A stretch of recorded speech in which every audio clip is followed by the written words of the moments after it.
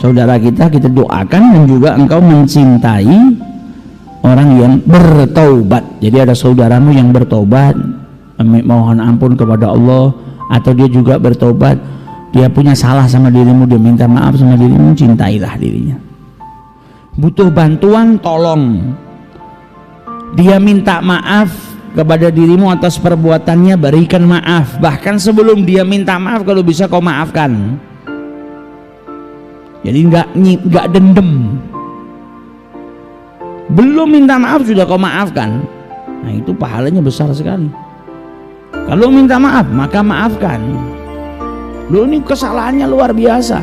Ya sekarang kau itu diperintahkan untuk menjadi orang yang pemaaf. Lu susah ini kesalahannya, semakin susah pahalanya semakin besar. Tinggal kau mau atau tidak. Nabi Muhammad SAW dapat perlakuan tidak baik tapi berat daripada kita. Tapi beliau selalu memaafkan. Setiap ada orang yang berbuat salah yang pribadi kepada beliau, ya beliau nggak pernah marah, yang ada dimaafkan. Beda halnya kalau itu yang dilakukan sama orang tersebut bersangkutan dengan Allah Ta'ala, dengan syariatnya Allah. Nah itu beliau marah. Marahnya bukan karena dirinya, tapi marahnya karena Allah Subhanahu Wa Ta'ala. Kalau ada orang yang menghinakan Allah atau menghinakan syariahnya, nah itu baru beliau marah. Marahnya karena Allah. Tapi kalau personal, beliau nggak pernah marah, yang ada dimaafkan. Yang nyaci beliau dimaafkan, yang maki beliau dimaafkan, yang menzalimin beliau dimaafkan.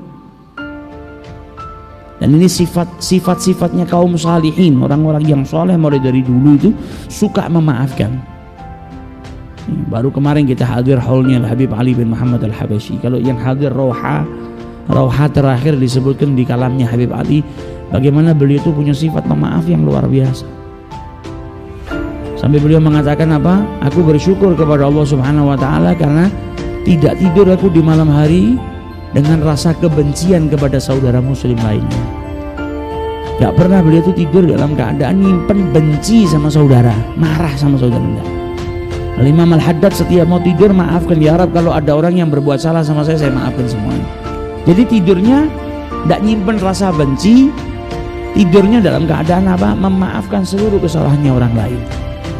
Sampai Al-Habib Ali dikatakan apa? Setiap ada orang yang berbuat buruk sama dirinya, menzalimi dirinya, gak pernah dibalas dengan cacian, makian atau perbuatan zalim yang sama. Bahkan Habib Ali gak pernah mengharap keburukan itu datang kepada saudaranya. Doakan jelek gak pernah. Yang ada apa? Didoakan kebaikan. Bahkan dikatakan apa? Beliau itu selalu berjuang menyuguhkan kepada saudaranya yang berbuat buruk kebaikan, baik itu daripada dirinya atau daripada hartanya, malah dibaikin, dijamu, dikasih hartanya, dibantu, selalu dipersembahkan yang baik untuk saudara-saudaranya. Makanya sampai banyak orang yang berubah itu karena akhlak, karena ngelihat kebaikan-kebaikan kepada orang yang dijahatin. Ini orang dijahatin tapi dibalas dengan kebaikan, akhirnya orang ini berubah. Syekh Abdul Qadir Jailani ditanya sama perampok, punya duit, yang lainnya dirampok. Ini anak kecil, perampoknya tadinya bingung, ini apa anak kecil apa punya duit ini. Tapi coba ditanya, kau punya uang? Punya. Mana? Di balik baju saya ini, pakai jubah, di belakangnya dijahit sama ibu saya. Berapa? Sekian. Malingnya bingung, ini anak kok bawa uang banyak. Ya karena dia pergi mau menuntut ilmu, disangoni sama ibunya. Dicek, dibuka, betul loh, ada uang betul ini anak. Ditanya sama perampoknya, engkau nih saya tanya punya uang apa? Enggak, kok malah ngaku, padahal kau tahu kita ini perampok. Kau lihat ini orang-orang lain kita rampok, lah kau malah kau ngaku. Kata anaknya, karena saya diperintahkan oleh ibu saya untuk tidak berdusta. Saya mau berangkat ngaji, ini ibu saya perintahnya satu, nak jangan berdusta, jadilah orang yang jujur. Kata perampok tadi, kalau kau berdusta ibumu kan nggak tahu, ibumu ini kan jauh, nggak di sini bersama dirimu. Andai saja kau berdusta ibumu nggak tahu, uangmu selamat, nggak kami ambil. Kata beliau yang saat itu masih kecil, apa? Kalau ibu saya nggak tahu, tapi kan yang menciptakan ibu saya tahu. Ibu saya nggak bersama saya, tapi yang menciptakan saya selalu bersama dengan saya. Allah tetap akan tahu. Kaget ini perampok. Anak kecil takutnya sama Allah luar biasa. Anak kecil akhlaknya seperti ini, sifat baiknya seperti ini. Yang ada perampoknya nggak jadi ngerampok, malah ikut ngaji sama Syekh Abdul Qadir Jailani. Berubah karena apa? Akhlak. Kalau orang sudah bisa ngamalkan kebaikan, akhlaknya Nabi dicontoh, akhlak itu kalau diamalkan jadi dakwah. Saya nggak punya ilmu, ya sudah, jangan dakwah dengan ilmu, dakwah dengan akhlak. Engkau nggak bisa ngajar, ajarkan orang lain dengan perilakumu, itu lebih membekas.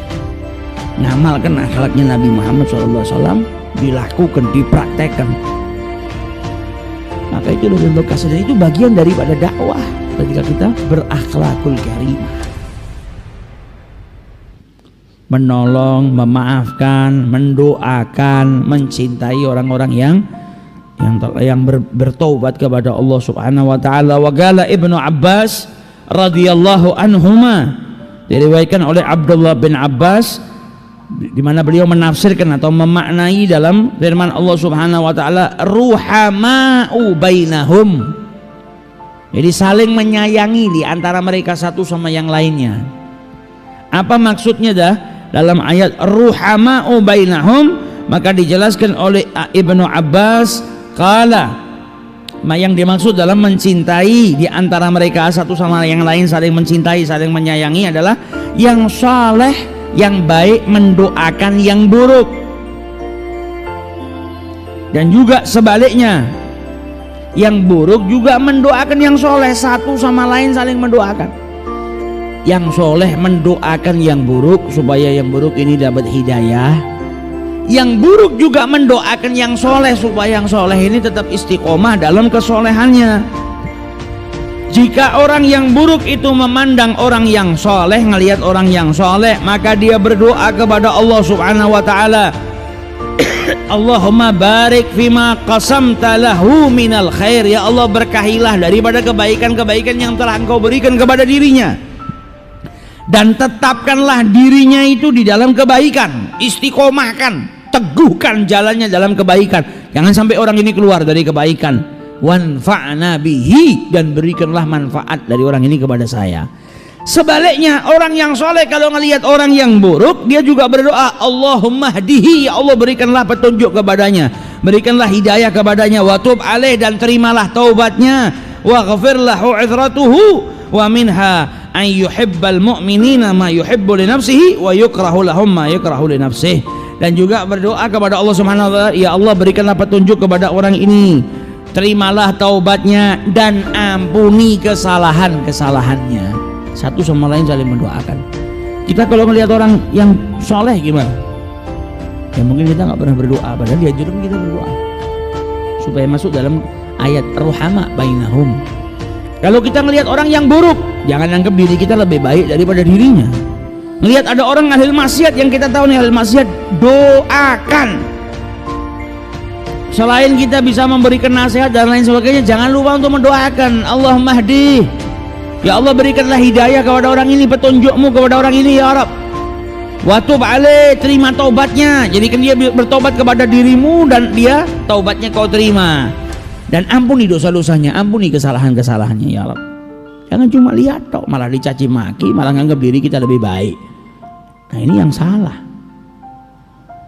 Yang ada harus kita doakan, siapapun itu. Yang soleh kita doakan tambah soleh, istiqomah dalam kesolehannya, teguh dalam kesolehannya. Yang buruk kita doakan supaya mendapatkan hidayah dari Allah Subhanahu wa taala. Dan tadi sebagaimana dijelaskan dalam hadis, hendaknya seseorang mukmin itu mencintai bagi mukmin saudara mukmin yang lainnya sebagaimana dia mencintai sesuatu kalau itu ada pada dirinya, dan membenci sesuatu sebagaimana kalau sesuatu itu juga ada pada dirinya. Qala An-Nu'man bin Bashir, Sayyidina Nu'man bin Bashir, beliau berkata, sami'tu Rasulullah sallallahu alaihi wasallam yaqul, aku mendengar Rasul sallallahu alaihi wasallam bersabda, mathalul mu'minina fi tawaddihim wa tarahumihim kamathalil jasad idza ishtaka 'adwun minhu tada'a sa'iruhu bil humma was-sahr. Jadi seorang mukmin ini diibaratkan sama Rasulullah sallallahu alaihi wasallam, hubungannya, saling mencintainya, saling menyayanginya itu diibaratkan sama Rasulullah seperti satu tubuh. Mukmin itu seperti satu tubuh. Kalau anggota tubuh yang satu sebagian daripada anggota tubuhnya itu sakit, maka sakitnya itu akan mengundang sekujur tubuhnya itu ikut merasa sakit. Terkadang bisa panas sampai nggak bisa tidur. Misal ada orang, kalau diibaratkan mukmin itu seperti satu tubuh, ada orang yang satu tersakitin atau yang satu sedang punya masalah, jangan sampai kita tidak pedulikan dia, karena kita itu mukmin sama mukmin seperti satu tubuh.